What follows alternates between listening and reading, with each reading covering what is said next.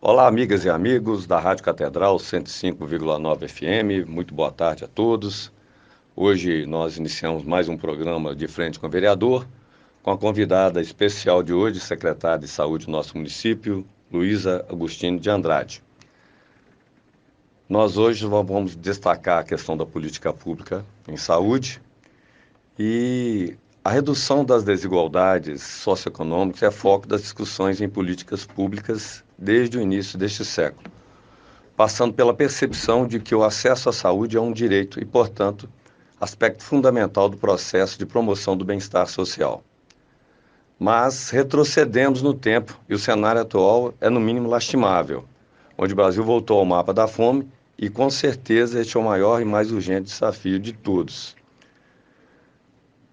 Não só do governo central, mas principalmente dos municípios, onde vivemos e acessamos serviços públicos. Para ampliar esse debate, contamos no programa de hoje com a ilustre participação, como eu disse, da secretária municipal de saúde, a senhora Luísa Agostinho de Andrade, que nos atualizará sobre a sua gestão à frente dessa pasta tão essencial à vida da nossa população. Além de usar esse canal de comunicação para dar transparência às ações a partir de um planejamento em consonância com as demandas de todos os cidadãos.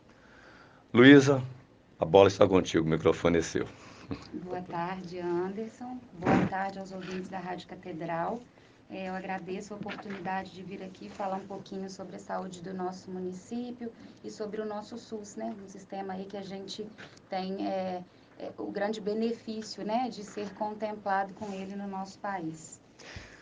Perfeito, Luiz. Depois, no final, a gente vai fazer aquele comentário que eu mandei, aquela matéria, que é muito importante porque as pessoas têm consciência do tamanho da importância do SUS para nós brasileiros, a partir da Constituição de 88. Luiz, então, quais são os maiores desafios da política pública de saúde no Brasil, e em especial no nosso município, no cenário atual?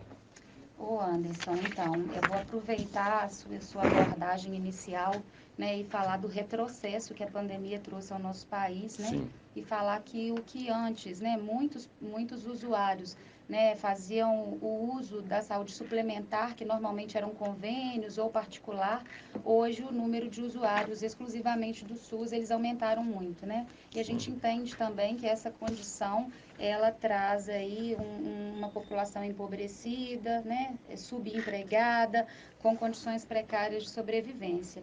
E isso influencia diretamente na condição de saúde dos nossos usuários, né. O SUS, apesar de ser uma ideia maravilhosa e um sistema incrível, ele tem alguns percalços. O financiamento talvez seja o mais grave de todos eles, né? Ele necessita de mais investimento financeiro por parte dos órgãos públicos, né? Tudo subiu, o preço de todos os insumos aumentou, né? O preço da mão de obra dos profissionais também vem aumentando e a gente precisa de acompanhar e muitas vezes o recurso que é repassado, ele não acompanha todo esse processo, né? E isso acaba implicando em ações também de judicialização, que acaba fazendo os municípios, na maioria das vezes, tendo que fazer compras em preços mais caros do que elas poderiam fazer se ela tivesse isso num planejamento, como é o princípio básico da administração pública. Pois é. Mas, para além disso, a gente também fica muito preocupado com um cenário que é da dificuldade de adesão às atividades de prevenção. A gente vive numa cultura que trabalha muito o cuidado de saúde curativo, né? Eu vou tomar um remédio que me cura, eu vou procurar o médico que tire a minha dor, mas a minha obrigação para cuidar da minha saúde antes que ela vire uma doença, isso é uma limitação do povo brasileiro em muitos aspectos, né? Se você me permite fazer uma parte na sua fala, né, eu tenho dito isso diuturnamente, né? Política pública é prevenção e planejamento. E na saúde, né, a prevenção, né, o valor investido na prevenção, ela traz resultados enormes para a população. Vou falar por mim aqui, caros ouvintes, né? Eu sempre fiz exames periódicos, tudo, e de uns anos para cá eu percebi que a minha taxa de glicose em jejum ela está se alterando. Não sou diabético ainda, mas eu já percebo uma alteração. Então já estou refazendo meus hábitos e tudo para que eu não tenha um problema maior no futuro. Então essa questão, essa conscientização, né, nós temos que investir na prevenção. Nós temos o caso, né, da campanha de prevenção ao fumo, ao tabagismo, implementada há 30 anos, mais de 30 anos no Brasil, sucesso esplêndido, é sinônimo de resultados positivos para o mundo. Nós somos exemplos para o mundo. Junto com a Turquia, estava lendo uma matéria essa semana sobre isso. E, aliás, isso aí, e eu bato nessa tecla, Luiz, né? Principalmente na saúde, como na educação, mas a saúde, prevenção em primeiro lugar, né? Que aí é curativa, que é muito mais dispendiosa para a sociedade, para o erário, né? Torna-se mais difícil ainda a manutenção do sistema. Além de ser mais cara, ela também é mais custosa, porque Sim, ela traz o sofrimento, né? sim, E quando a gente fala em prevenção, o Anderson, a gente vai um pouquinho além, né? A gente também pensa em prevenir os agravos, porque às vezes já não é mais possível de prevenir a doença, mas é possível que ela seja controlada e que a fase mais grave dela não seja alcançada por esse paciente. Então, é sempre possível que a gente consiga melhorar o quadro, mas é uma atividade cultural, é um processo, a gente precisa de avançar nisso, e eu acho que a gente, com a pandemia, teve um retrocesso nisso, porque as pessoas, elas se afastaram também das ações de atenção primária, que são aquelas que orientam essas ações de promoção e prevenção de saúde, e a gente precisa muito de retomar isso a passos mais largos, né, para a gente poder ter esse cuidado, e não é fácil, não é não. fácil se policiar com todos esses hábitos saudáveis, Uhum. né, ainda mais enfrentando uma série de questões aí emocionais, né, e Financeiro. financeiras. Então, isso traz uma carga, mas eu entendo que esses dois fatores hoje, eles são perturbadores a níveis aí, talvez, nacionais, né? Mas eu digo com muita tranquilidade do nosso município, porque é o cenário que a gente trabalha já há um tempo. Perfeito. Quanto a essas dificuldades, desafios, ainda na pandemia e com a escassez de recursos públicos, quais têm sido as prioridades, então, da gestão municipal, no Isso, caso? muito bem colocado aí, né? Você traz de novo a questão da escassez do recurso público, né?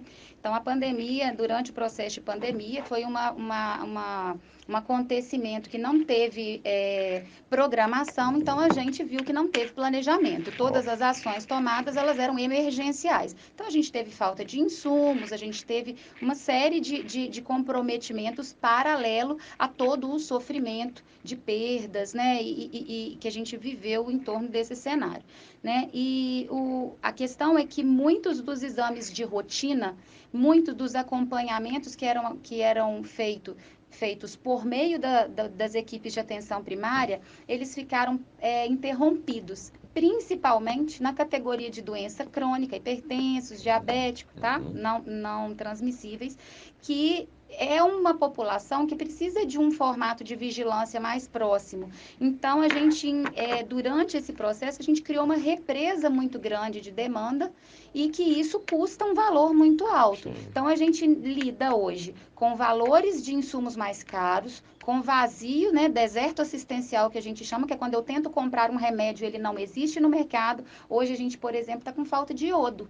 Então, quando eu não consigo fazer uma ressonância magnética, não é porque o município não quer pagar ou o estado não quer pagar, a gente não quer liberar. É porque o iodo, ele tá em pequena quantidade, né, de forma geral, Uhum. no país inteiro e em outros países também, por conta da gente priorizar ele para procedimentos, por exemplo, que vão tratar um infarto, a Uhum. gente deixa de fazer uma ressonância para uma dor lombar para poder priorizar o outro que vai vir infartando para a gente tratar um infarto. E isso é um processo de equidade, né, que é tratar os diferentes da Uhum. forma necessária, né, de acordo com o que cada um precisa, que é um dos princípios do SUS, né? O iodo é utilizado nos contrastes do Isso, exame, ele é né? utilizado, é um produto utilizado nos contrastes, né? E aí eles são utilizados em exames de imagem e também em procedimentos como angioplastia e cateterismo. Perfeito.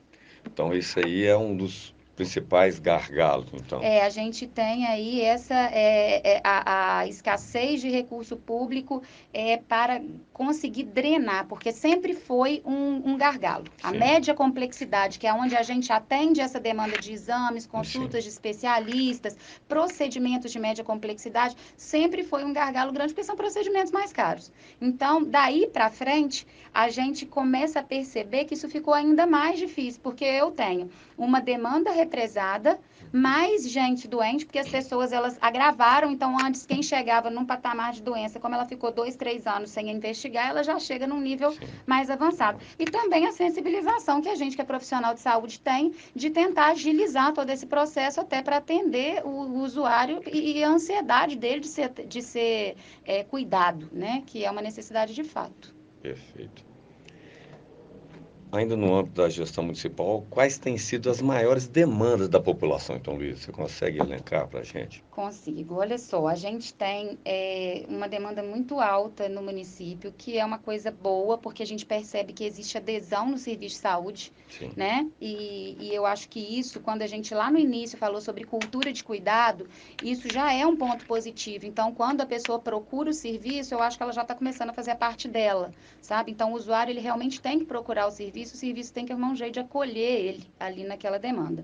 E aí a gente tem os processos de classificação, para a gente saber quem é o prioritário em função da sua necessidade, tá? Então, dentro hoje da gestão do quadro que a gente tem, né? A média complexidade continua sendo a nossa maior demanda reprimida. E aí, quando eu digo da média complexidade, eu digo prioritariamente de exames de imagem, de exames de maior complexidade, como endoscopia, colonoscopia. E aí, eu até vou trazer um dado que no ano de 2021, a gente executou mais exames que nos 4 anos anteriores, de ressonância e tomografia. Então, a Mesmo? fila de espera, que normalmente rodava em torno de 1 ano e meio, para as ressonâncias magnéticas classificadas como amarela, que seria uma condição intermediária de necessidade de assistência, né? Elas hoje demoram cerca de 1 mês no máximo. Então, assim, a gente tem avançado bastante nesse processo, mas a gente precisa ainda de avançar mais. Eu percebo que assim, a tolerância para esperar, ela está menor. E eu entendo que isso faz parte de todo esse processo que Sim. a população toda passou durante o processo de pandemia e que deixou de fazer seus exames e que precisa de cuidado. Isso tudo a gente reconhece. As cirurgias eletivas estão nesse contexto Sim, de média sim, complexidade? sim, sim, porque elas foram grosseiramente interrompidas, né? Sim. Assim, por uma necessidade de Não, lógico. assistência prioritária à condição da Covid, Covid. né? E quando liberadas, a gente teve por algumas vezes ainda que interromper por falta de insumo, né? Às vezes anestésicos e outras medicações. A gente teve até um problema com compra de uma medicação analgésico super comum que todo mundo utiliza, né? Há Dipirona, pouco por tempo. exemplo, né? Fiquei sabendo. E isso é uma questão que a gente precisa de pensar que não está tão simples de oferecer o serviço. A gente precisa de uma série, uma gama de coisas para a gente conseguir oferecer ele no final. A cirurgia eletiva é um gargalo muito grande, né? A gente tem estreitado as tratativas com o Estado, que é quem é o contratante. Nós, municípios, somos interveniente, prestador, né? Nós temos aqui na cidade alguns e temos também prestadores fora do município. A gente tem tentado ampliar isso aí. Inclusive, como vou aqui puxar a sardinha para o meu lado, né? Nós conseguimos na Câmara, eu como primeiro secretário e tesoureiro, acumulo as duas funções, né? Com o apoio de toda a mesa diretora da Câmara, na pessoa do presidente Ciso, conseguimos fazer um repasse de R$ 300 mil para a prefeitura, desses 300 mil, R$ 250 mil para a sua pasta, a sua secretaria, para direcionar para cirurgias eletivas, né, Luísa? Você consegue já dimensionar se esse. Eu sei que é um recurso muito pequeno dentro da demanda e dentro do orçamento do município, mas você acha que esse recurso e outros, nós pretendemos fazer mais repasses durante esse ano, se Deus permitir, nós conseguiremos. Você acha que ainda faz diferença esse recurso para especificamente, exclusivamente para cirurgias eletivas, esse quantitativo, esse montante? Faz toda a diferença, né? Qualquer possibilidade de ampliação faz diferença, porque se a gente realiza uma cirurgia a mais, faz muita diferença na vida Perfeito. desse indivíduo.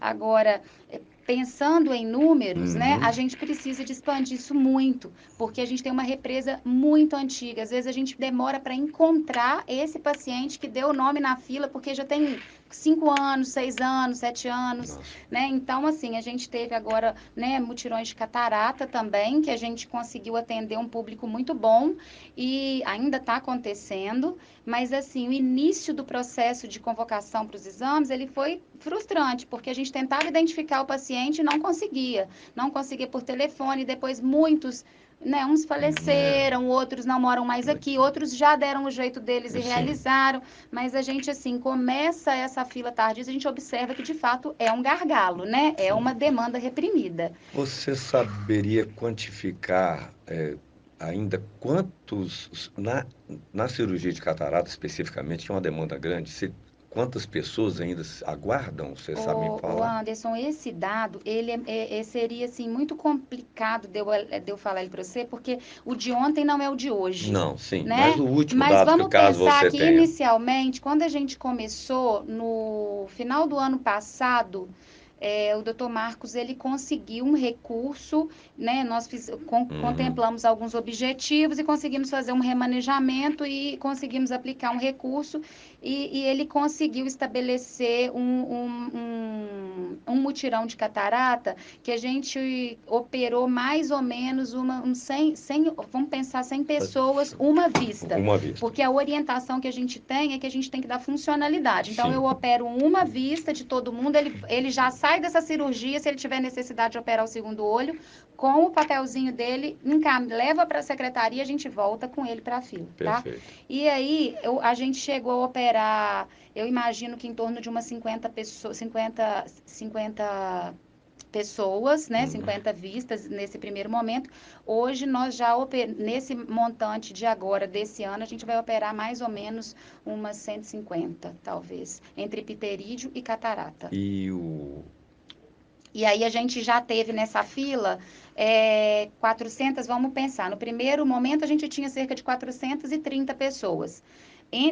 Até para eu conseguir chamar essas 50 iniciais, a gente cancelou, eu gastei dessa fila, que era a mais tardia, quase 150 nomes, porque alguns não queriam, outros fizeram, outros faleceram, né? Então, dentro desse processo, a gente filtra. Agora, como a gente vem fazendo há um tempo, a fila anda mais devagar, porque todo mundo já voltou a fazer. E como a gente voltou a fazer, as pessoas levam os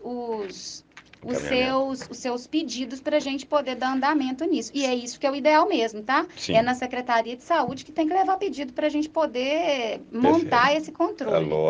É lógico. Bem lembrado, Luiz, né? Procure o seu posto de saúde, né, lá no seu bairro, para que será fazer o encaminhamento para a Secretaria de Saúde. Esses 450 é só cirurgia oftalmológica, que você falou? Ou era o Não, oftalmológica. Só oftalmológica. Só oftalmológica. Dos 250 mil, persistindo na pergunta, você acha quantas cirurgias pode ser feito no custo médio aí em tabela SUS e Então, AMB? depende muito do que a gente consegue de articulação com o prestador. Médio. Assim, né, a gente tem um apoio muito grande do Dr. Marcos, né, que sempre foi a intenção dele, esse formato político-assistencialista, então Sim. ele quer mesmo promover quanto mais pessoas e a gente vem trabalhando aí uma proposta de cirurgias por tabela SUS. A gente conseguindo essa parceria, a gente pensa que a gente consiga aí operar mais ou menos 220 pessoas, talvez 230 pessoas. Mais ou menos R$ 1.000 por cirurgia seria, por porque vista. tem algum... Não é vista. Você está me perguntando dos 250 mil seu lá da... Sim, quantas cirurgias oftalmológicas conseguiríamos fazer com 250 mil? Só para ficar no contexto. No seu... Com 250 mil, a gente conseguiria fazer, mais ou menos hoje, a licitação está em torno de 1.400 que a gente paga por vista, e o pterídeo menos do que isso ainda, tá? Então, ele ficaria um pouco... uns 180 pessoas. As cirurgias que eu me referi antes, é que eu entendi que você estava me perguntando das cirurgias gerais e cardiológicas que a gente vai abordar com o repasse de lá. Aí a gente pensa nesse valor em torno de 220. Você vai perceber que vai dar um N maior do que a catarata, porque a gente pensa em conseguir por tabela SUS. Tá? Perfeito. Agora, nós começamos a falar, né, do SUS, da importância do SUS, né, dentro do contexto nacional e dentro do município.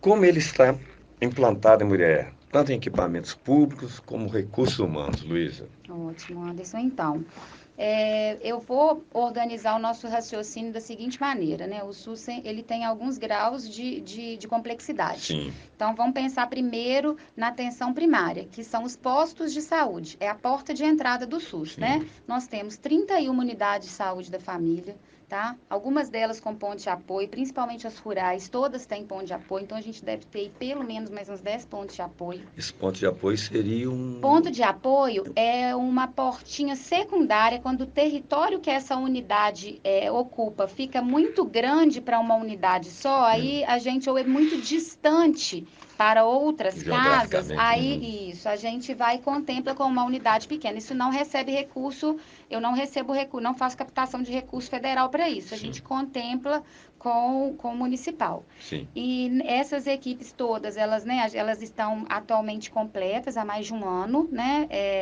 com todos os agentes comunitários de saúde, enfermeiro, médico, auxiliar de enfermagem, tem o dentista, o auxiliar de saúde bucal e a equipe multiprofissional, né, que é o NASF, que tem aí pelo menos 6 categorias profissionais e que fazem um rodízio entre as unidades de saúde.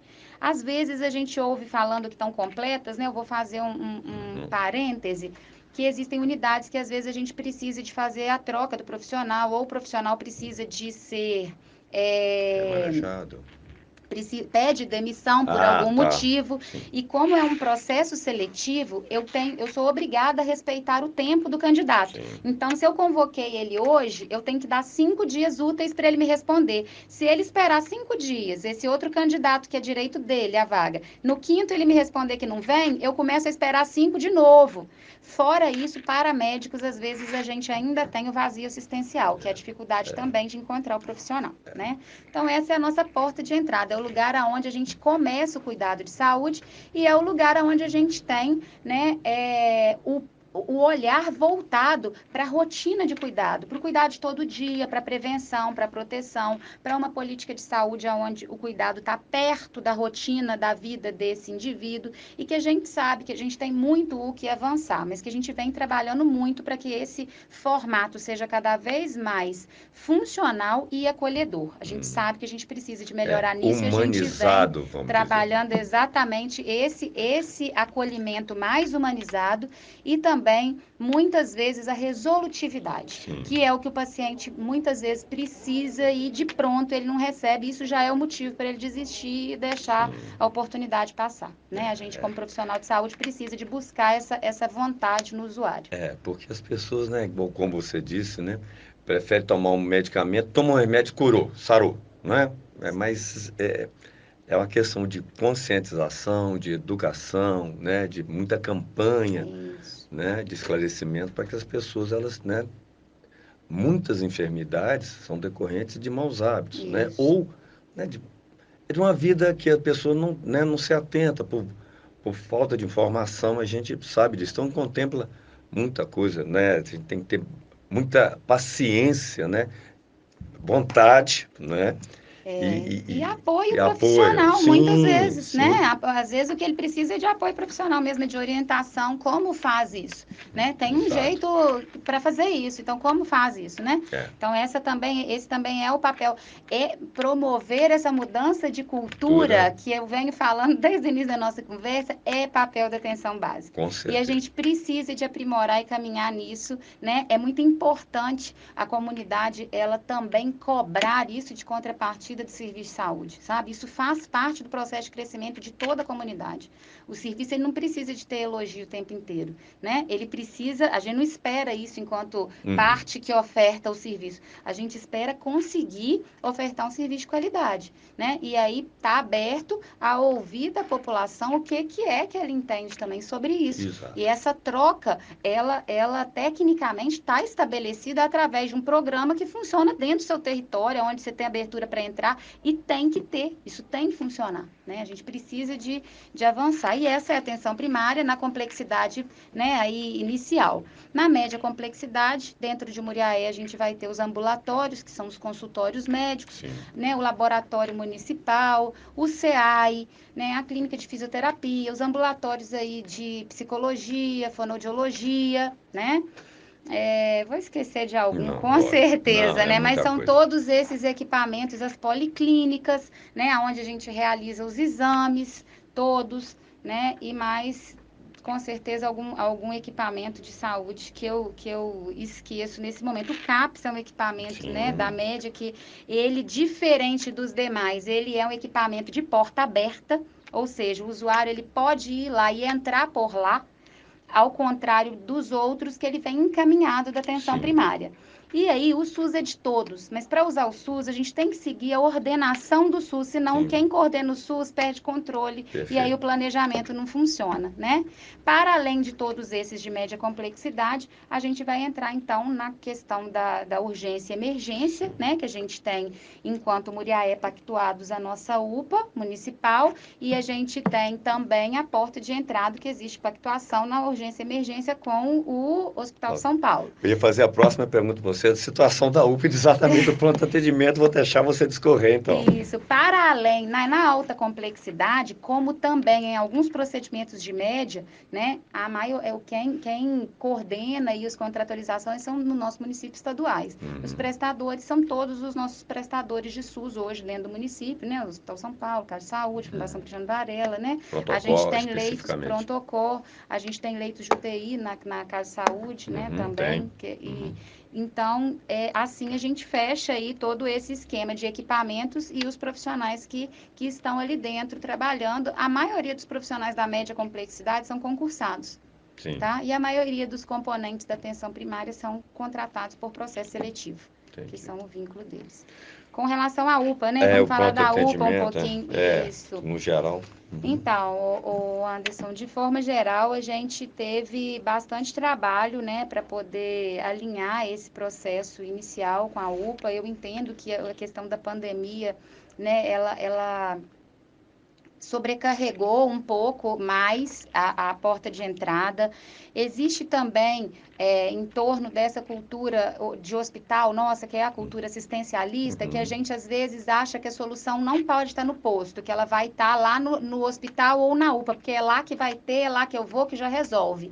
Então, muitas vezes a gente vai para lá para esperar. Eu já tive uma situação que eu tive que colocar uma técnica de enfermagem na UPA para triar pacientes com carro na porta para devolver o paciente para o posto, porque o paciente não era com o perfil da UPA. Sim, E aí, essa classificação, ela não é passiva da minha escolha ou da escolha de alguém da equipe. Isso é padrão técnico sim, mesmo, funcional. A gente precisa de seguir esse regramento para a gente fazer jus a um planejamento, a um financiamento e aquilo ter coerência. Se a sim. gente perde isso e muda o fluxo, eu não vou nunca conseguir garantir que aquele dinheiro dê para aquilo. Por exemplo, O né? fluxo, Se, depois eu te fazer uma pergunta se sobre ele. você for ao mercado para comprar na farmácia, para comprar remédio, chegar na farmácia e resolver comprar biscoito, vai ficar mais caro do que se você tivesse comprado só remédio, né? Exato. Então, assim, não dá para a gente mudar o objeto dentro da previsão daquilo. Sim, Mas hoje a gente tem uma mudança nessa administração,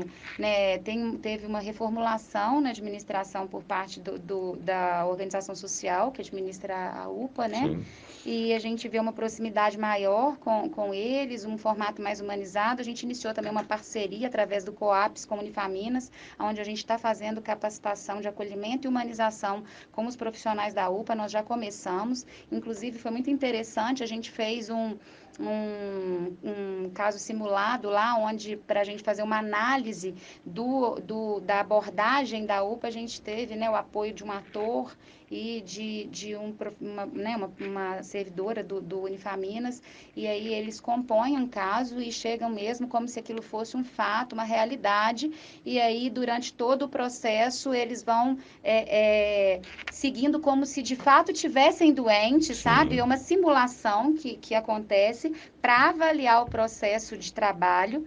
E durante aquele processo, só durante ele acontecendo, um outro servidor avisa a gerência do serviço que aquilo está acontecendo e juntos eles vão interromper o cenário e avaliar o acontecido, Entendi, tá? Foi muito de bacana. sucesso e teve uma avaliação boa e a gente sabe que tem alguns percalços que a gente segue tentando alinhar. Tá bom? É muita Como coisa. tudo, né, É Anderson? Porque lógico. o mais importante é a gente reconhecer o que precisa de ser arrumado e alinhado e não É a gente óbvio. achar que está Não, é perfeito, né? lógico. O que o papel aceita tudo, né, Luísa? Mas na hora Isso, do vamos ver, né? Porque teoria e prática elas têm que andar sim, junto, né? isso E aí. aí, ainda mais numa questão pública, que atendimento e as demandas são enormes. Então, assim, enxugando o gelo, a gente sabe, eu tenho plena né, compreensão disso, e os ouvintes que nos acompanham, que eles entendam isso. Eu vou te fazer uma pergunta sobre a questão do fluxo. Uhum, Nós temos um colega, né, vereador, que ele é da Comissão de Saúde, ele uhum, sempre bateu muito nessa tecla, no ano passado especificamente, sobre a questão da organização do fluxo, né, entre as unidades básicas de saúde, a UPA e, no caso seguinte, a porta aberta, né, do Hospital Geral, que é o Hospital São Paulo. Esse fluxo já foi conseguido organizar, porque é uma demanda, a fala é dele, entendeu, Luiz? Eu estou transmitindo para você não, e isso ficou muito eu, latente na minha. inclusive, encaminhei para a Câmara um fluxo. O fluxo é um livro enorme, tá? Uhum. Porque o que acontece? Que a gente está falando de pactuações estaduais, municipais, da região de saúde, da microrregião de saúde. Então, a gente envolve uma série de fatores para chegar nesse momento Tá. do município de Muriaé. Porque nós somos município sede de serviço. Então, eu não posso responder só por aqui. Eu tenho que dar o fluxo dos demais. Sim, O que aconteceu? O serviço foi aberto sem existir direcionamento. Então, as exato. pessoas ficavam perdidas, né? Uhum. Hoje, a gente contemplou o fluxo. Para validar esse fluxo, eu tenho que aprovar ele, né, na CIB Micro, que é a Comissão Intergestores Bipartite, né, a nível de regional de saúde, que é aqui Ubá e Muriaé. Depois, ele sobe para ser aprovado em CIB Macro, que é quando a gente aprova na Macro Sudeste, que é um território grande que contempla e a gente pertence, né, a regional, né, a superintendência em Juiz de Fora, e Sim, depois para a CIBSUS, que contempla todo o estado de Minas Gerais, e aí após essa validação isso vira um fluxo oficial. entendi. Todo fluxo ele é passivo de alteração. A partir do momento que alguma coisa é identificada e não está funcionando, a gente vai iniciar esse processo. Ele é moroso, né? Ele é lento, burocrático e É, muito demorado.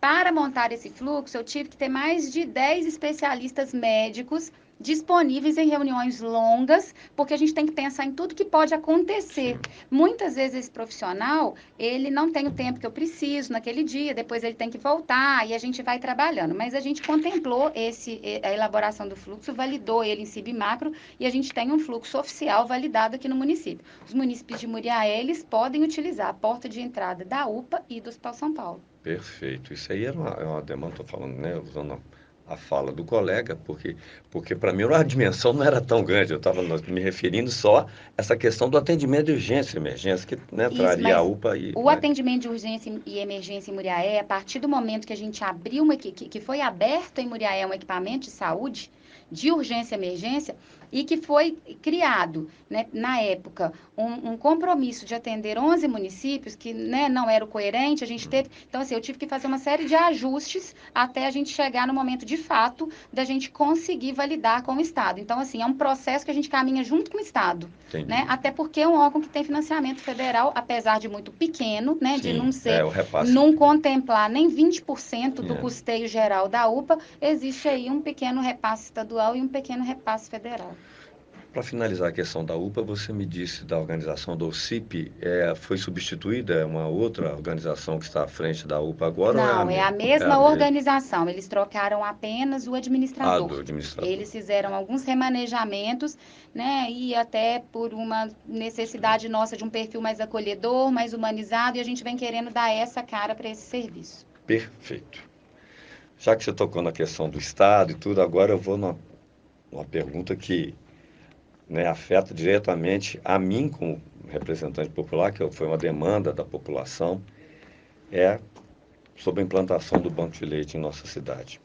Luiz, o que nós podemos falar para os nossos ouvintes, porque tem muitas mães aqui, lactantes, nos acompanhando, que têm interesse nessa questão, e eu estou aqui só fazendo, né, como representante, sendo porta-voz dela. Primeira coisa sobre esse assunto, Anderson, acho importante a gente externar, né? Eu externar que desde o primeiro momento que eu fiz parte dessa gestão, eu tive a informação por parte do Dr. Marcos Guarino, né, sobre o seu apoio a essa causa e a Uhum. luta que você vem traçando para que isso aconteça, e tive também todo o apoio dele, que também como pediatra reconhece essa importância, Exato. né?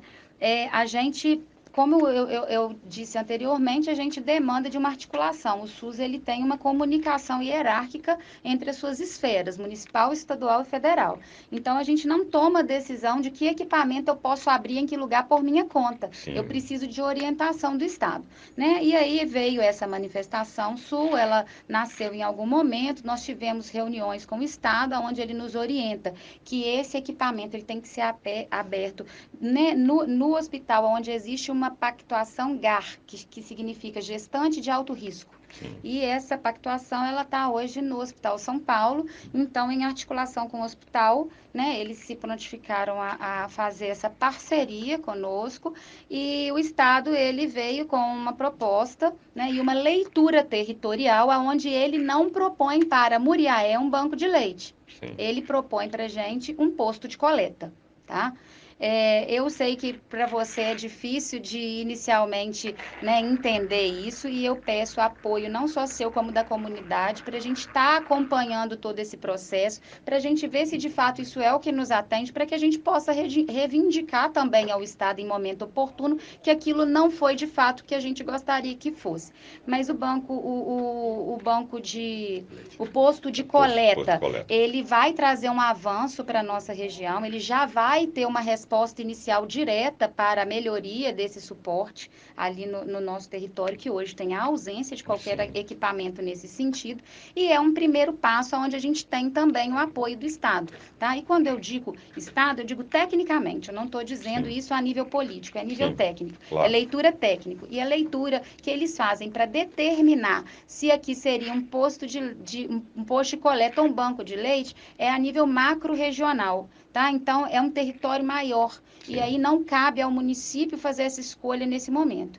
Então, eu até fiz um pedido, uma contraproposta para o Estado. Vamos montar um banco de coleta, nós temos apoiadores e a gente gostaria. E aí, o que eu tive de devolução é um quadrinho, né, através de uma resolução, onde diz que o estudo para o nosso território verifica que o que deve ser implantado nesse momento é um posto Posto de de coleta. coleta. Então, assim, a nossa intenção, né, é em agilizar todo esse processo, inclusive já foi enviado ao Estado essa solicitação, para a gente conseguir contemplar esse braço, esse serviço mais rápido possível. A gente vai acompanhar isso de perto, né, e aí eu novamente convido a todos os ouvintes, a toda a comunidade que é ativista aí nessa área, que sabe a importância, né, dessa necessidade, da necessidade da amamentação, ainda mais nesse mês, né, Sim. a gente está em evidência com esse assunto e a gente precisa Postei fortalecer. nas minhas mídias sociais e aí a cobrança virá, você pode ter certeza. Isso. E a gente está aí para isso mesmo, para poder explicar o andamento das coisas, né? Elas são burocráticas, né? Essas políticas, e elas dependem, às vezes,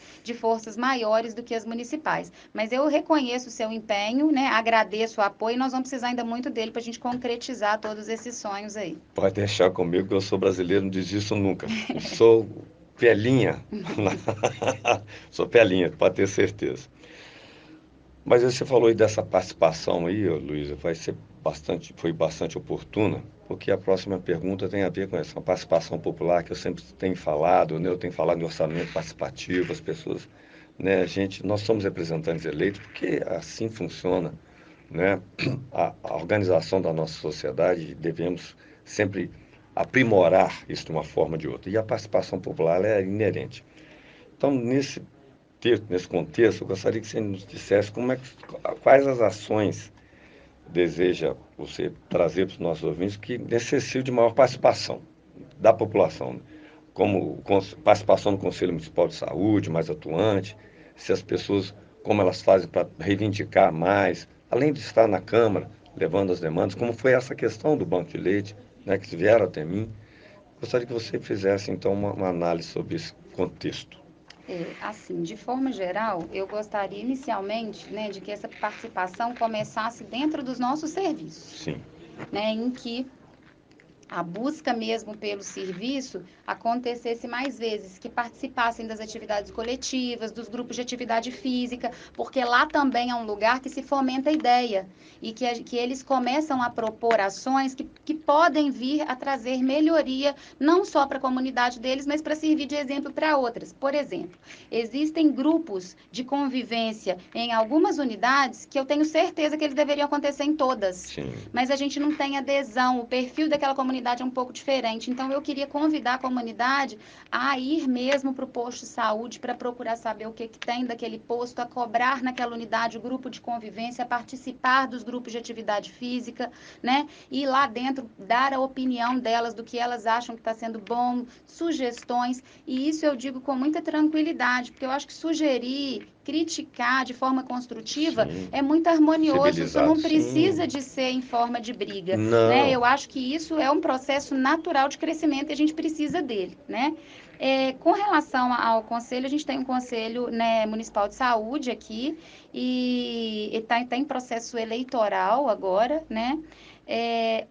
Eu gostaria até assim de que as pessoas participassem não só do conselho, mas através da ouvidoria, né, da ouvidoria do SUS, elas podem fazer, não pode ser anônimo, pode ser elogio, pode ser sugestão, Sim. né, pode ser queixa, e isso tudo vai fomentar a nossa elaboração de novas propostas para melhorar o serviço. Eu só queria que a gente fizesse sempre um exercício, né, de quando a gente fosse pensar em propostas para o serviço público, que a gente não pensasse única e exclusivamente na minha necessidade, tá? E que a gente também não esquecesse que quem está provendo aquilo está provendo para todo o contexto. Então, por exemplo, às vezes, quando a gente tem mais de um filho, a gente não pode dar um presente muito caro para todos eles. Aí a gente fraciona isso. Mas vai ter momento que um filho vai ter mais necessidade do que outro. E aí talvez a gente precise de investir mais em alguém e menos em outro. Então, eu só acho que essa compreensão ela vai surgir quando a população realmente for participar. E é nessa troca que a gente também tem alguma coisa a oferecer e a comunidade tem muito a nos trazer para que a gente consiga melhorar a condição de trabalho ofertado para elas hoje. Perfeito, Luiz. Aí eu vou aproveitar a sua fala, né, dirigindo aos ouvintes. Coletivo, né, coletividade. Quando a pessoa for ligar para a ouvidoria do SUS, pense sempre, né, como você bem disse, que o problema está te atingindo, aflige você, mas também outras pessoas podem ter e talvez a visão das outras é diferente da sua. Troque antes, né?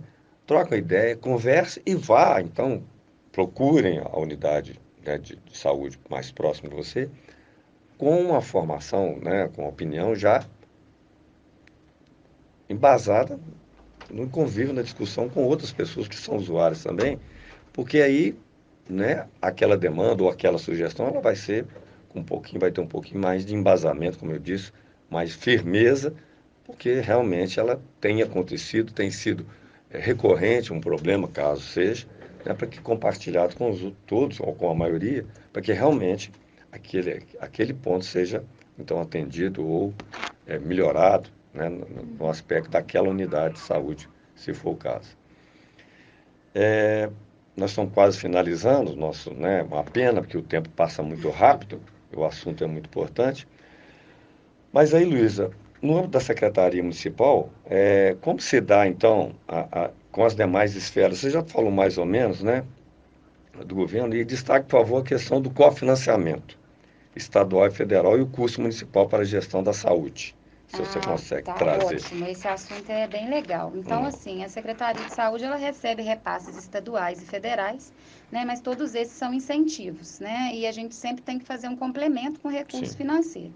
Existe, né, da legalidade dentro do nosso país, da obrigatoriedade do incentivo de, no mínimo, 15%, sim, né, dos cofres, dos recursos próprios dentro da saúde. E a média é em torno de 27, 28, é o que é feito no município. Dentro da saúde, a gente não consegue trabalhar com menos do que isso, recursos próprios. próprios do município, esbarra em A gente, a 30%, gente esbarra em 30%.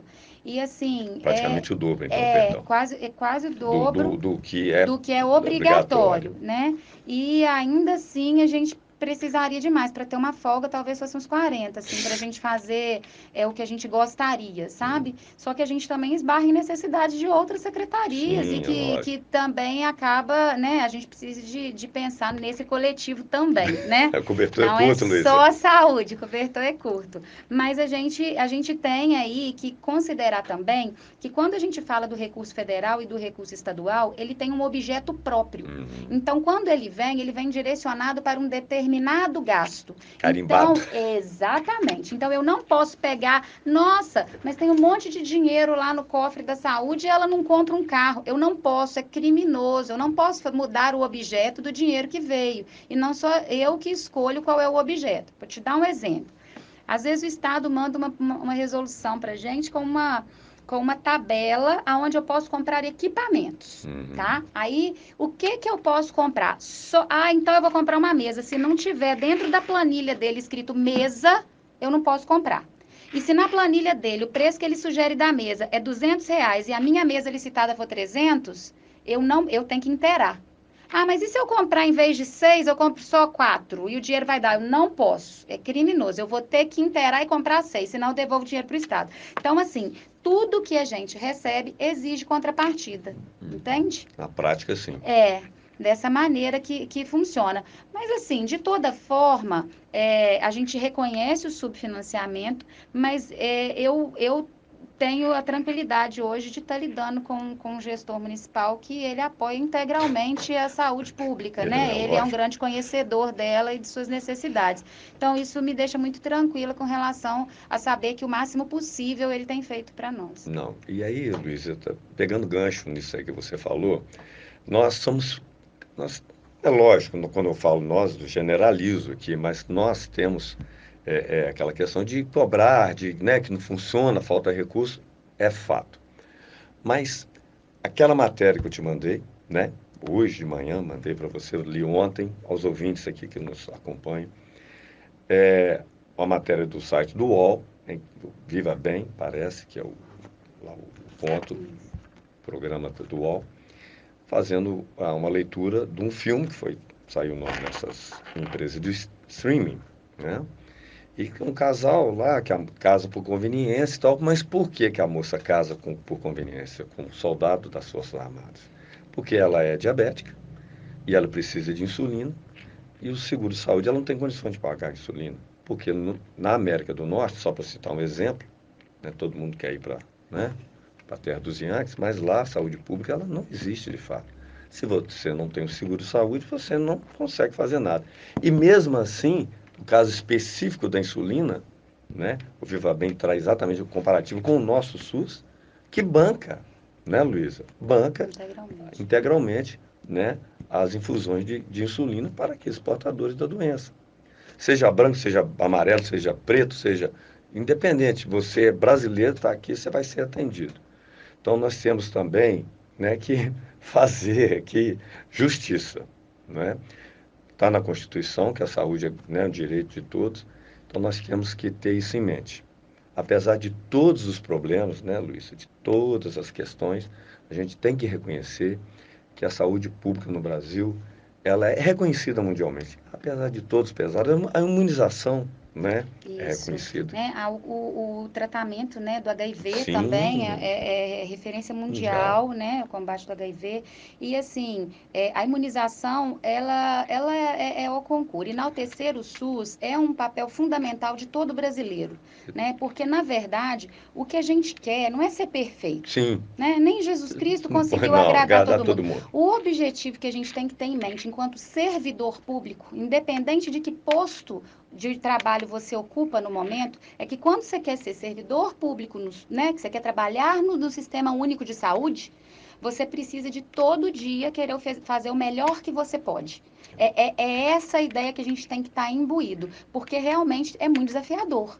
A gente tem falta de muita coisa e a descrição de saúde hoje é muito ampla, Sim, né? é direito de todos, e vão contemplar, né? Finalizar a frase, e dever do Estado. Então, assim, ficou uma descrição muito grande, uma obrigação muito grande, que a gente sabe que, de fato, é uma realidade. Então, assim, o SUS, ele realmente precisa de ser enaltecido, todos nós usamos. Eu, às vezes, costumo perguntar, outro dia eu fui fazer uma palestra para uns estudantes do 2º grau, aí eu perguntei para eles, quem aqui nunca usou o SUS? Aí eles levantaram a mão, 3. Aí eu perguntei, vocês já foram na farmácia? Já. E no restaurante? Também. Falei, pois é, a vigilância sanitária, que é o órgão que fiscaliza esse lugar para ele ter condições de te atender bem, é um órgão do SUS. Então, só para deixar mesmo esse recado de que ele é fundamental. Perfeito. Edmilson, nós temos uma participação aí, antes de nós encerrarmos. Boa tarde, meu amigo Anderson. Boa tarde, secretária. Meu nome é Gilton e o meu caso é o seguinte: eu já tive trombose 4 vezes, né? E toda vez que eu tive trombose, eu ia no posto consultar, o médico não resolvia, não conseguia diagnosticar que era trombose. Aí eu, né, cismava que aquilo poderia ser algum problema de veia, consultava um angiologista e ele me passava, né, o exame do ecodoppler. E eu nunca consegui fazer assim pelo SUS. Sempre eu tive que pagar, tive que arrumar dinheiro emprestado, tive que me virar para pagar esse exame. A Secretaria de Saúde não tem como, né, disponibilizar assim, uma verba de emergência para as pessoas poderem fazer um exame desse, que é um exame que não consegui fazer pelo SUS, porque a trombose é um caso muito grave, tem que ser diagnosticado o mais rápido possível, porque se deixar passar, ela pode, né, levar uma embolia pulmonar e levar a óbito. Então, graças a Deus, eu consegui, né, sempre fazer os exames. Né, a primeira vez foi um susto, né, mas depois eu já fui até acostumando, já que a trombose já é a 4ª vez que eu tive trombose, e sempre tive que pagar esse exame. Aí não teria como a Secretaria de Saúde disponibilizar para as pessoas poderem fazer esse exame e poder ter um acesso assim, mais rápido a um angiologista, porque se pegar um encaminhamento no posto, demora mais de mês. E a trombose não pode demorar tanto tempo assim. Obrigado, Gilton, pela sua participação. Luiz, vou deixar você Pode deixar. responder. Olha só, na verdade, a gente tem pactuações de exames que elas são estaduais e às vezes elas realmente ficam sem prestador para oferecer. Hoje, a nossa via de oferta de ecodoppler, ela vem acontecendo através de cota extra, né, no Cisleste, quando a gente tem um convênio e aí a gente está comprando esses exames. E aí eu não sei quando foram, né, quando foi essa busca, mas a gente tem, primeiro, uma alta demanda de angiologia, né? Então, assim, eu tenho uma fila grande, e aí o que ajuda muito é quando o médico que vai encaminhar esse paciente, ele descreve melhor qual que é a necessidade do exame, qual que é a urgência desse paciente, porque aí a gente consegue, com o apoio dos nossos auditores médicos, melhorar a condição dessa fila, porque fila em média complexidade, ela vai existir sempre. A gente não consegue acabar com ela, ela é do SUS, ela é natural, porque quando ele vai para a fila de espera, ele foi analisado com a condição de que ele pode ser tratado eletivamente. Isso significa que ele pode aguardar o tempo. Quando ele foi no médico, por exemplo, né, a minha formação é em fisioterapia. Uma vez eu atendi uma paciente e eu achei que ela tinha um empastamento de panturrilha, ela tinha muita dor, eu pedi que ela fosse imediatamente ao pronto-socorro, né? Não fiz o atendimento e encaminhei. Ela, no pronto-socorro, recebeu o atendimento de urgência e emergência. Ou seja, aquela paciente não tinha perfil para aguardar uma consulta, nem para aguardar um exame feito fora dali. E quem define isso é o médico que atendeu esse paciente. Quando ele manda o paciente voltar para agendar o próximo procedimento e não encaminha ele para o pronto-socorro, é porque há uma certa segurança desse procedimento. A gente, enquanto serviço técnico, tem que compreender essa leitura, senão todo mundo vai virar urgência e emergência.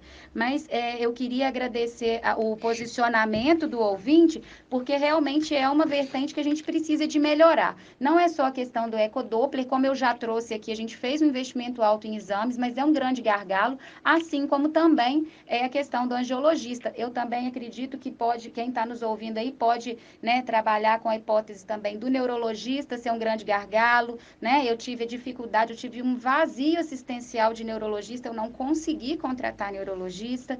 Então, a gente tem uma série de categorias profissionais que, por vezes, elas estão ausentes ou em pequeno número. Tá? Mas nessa condição, o que ajuda muito é confiar na avaliação médica que está sendo realizada com você naquele momento. E se o médico define que você tem condições de aguardar o exame, é porque você pode aguardar eletivamente. E quanto mais ele descreve sobre os seus riscos nos seus documentos, mais fácil fica para a gente conseguir te enquadrar lá dentro dos nossos processos. Perfeito. Mais uma vez, obrigado, Gildo, sempre nos acompanhando aqui pela Rádio Catedral. Espero que a resposta do Luísa tenha satisfeito, mas eu, para mim, fiquei bastante satisfeito com a resposta dela, que ela já tinha feito menção sobre essas questões, né, dos exames, mas é sempre interessante a participação do ouvinte e é para isso que nós estamos aqui. Luísa, suas considerações finais, se quiser falar mais alguma coisa, fazer algum questionamento a mim, como vereador, lá na Câmara, estão nas ordens, porque... Não, né? eu não quero questionar, não. Queria agradecer a oportunidade, né? E falar que a gente realmente vai trabalhar todo dia. A gente trabalha muito, todos os dias, sempre na intenção de fazer o melhor que a gente pode. Saber que o nosso caminho para acertar tudo é muito longo e que a gente vai estar sempre dando a melhor contribuição que a gente tem, né? Que a gente está aberto a ouvir e que críticas construtivas são sempre muito bem-vindas, né? A porta da secretaria está aberta para receber qualquer usuário do SUS que queira aí construir conosco uma história diferente, melhor a cada dia e que isso seja permanente, que isso não seja só da minha fala, que todos os outros que vierem que também queiram contribuir e melhorar mais um pouco, né? E com relação ao vereador e à Câmara inteira, eu só tenho a agradecer que, né, a saúde sempre teve muita compreensão de vocês e o apoio durante esse período que eu estou trabalhando com a pasta. Obrigado, Luísa. Então vamos fazer muito mais, se Deus permitir, Ele há de permitir. Bom, eu gostaria de despedir dos nossos ouvintes, agradecer a sua presença, Luísa, foi muito proveitosa, bastante esclarecedora, espero que os ouvintes tenham gostado, né, da sua participação. É muito importante, espero que outros secretários possam vir aqui também para a gente discutir todos os temas que são, né, inerentes ao nosso convívio em Muriaé, que são de interesse da sociedade, né, dos munícipes, da população em geral. Hoje eu vou fazer uma observação especial. Hoje à noite, lá no Teatro do Colégio Santa Marcelina, os alunos receberão, né, o seu diplomazinho do curso do ProERT, que eu tanto incentivei, né, tentei ajudar os Cabo Curtinho da Polícia Militar, o Bernardo e o Tenente Reinaldo. Fui convidado, agradeço o convite, estarei lá, se Deus quiser. Parabéns para esse trabalho importantíssimo, Luiz. É outra questão de saúde, né? É política pública que envolve saúde, né? Porque a dependência química e esse trabalho de prevenção é importantíssimo. Eu trouxe esse tema na minha campanha. O vereador fui tesoureiro da Convida, né? E é uma outra ponta dessa questão que é muito complexa, mas nós vamos trilhando, caminhando nessa direção também. Um abraço forte à minha mãe, que me acompanha lá de Juiz de Fora, sempre. Mãe, um beijo. Meu pai, Messias, Dona Algecira. A Fátima Silveira Reis, que é daqui de Murié, que mora lá em Belo Horizonte, nos acompanha também na Rádio Catedral. Um abraço, Zé Carlos Braz, um colegão meu, um abraço, um amigo aí de infância, da época do estadual. Um beijo para todos. Minha esposa Célia, um beijão, minhas filhas. Fiquem com Deus e até a próxima quarta-feira, se Deus quiser. Rapaz, foi o beleléu. A água acabou. Mas fala